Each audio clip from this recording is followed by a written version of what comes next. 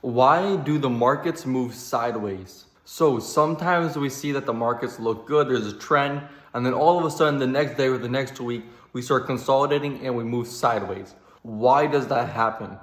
Well, we first got to get to the root problem. The first root problem is who controls the market. And don't say the people do. At least on S&P 500 and NASDAQ and futures, the market is not controlled by the people. Because if it was controlled by the people, wouldn't it be like these coins shooting up and then the owner starts selling and then everyone else sells and then it shoots down, up, down, and it's just crazy? But it's not like that. It's so much controlled and slow, elegant, very easy moving.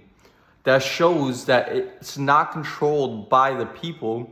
It's controlled by institutions, banks, these big guy players, Wall Street.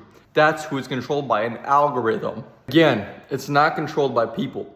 So now that we know that, the reason why we move sideways is usually because it's on days that institutions and these big players, they don't load on size. So like bank holidays, or Friday sometimes, or even Monday sometimes, we don't move much because they're not loading size during these days.